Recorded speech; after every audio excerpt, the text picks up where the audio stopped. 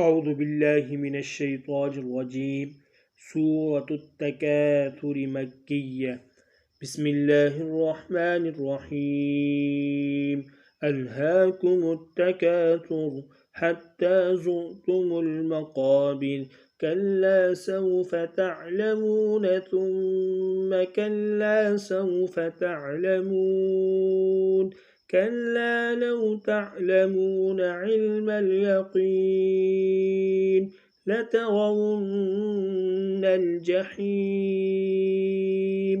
ثم لترونها عين اليقين ثم لتسألن يومئذ عن النعيم. صدق الله العظيم.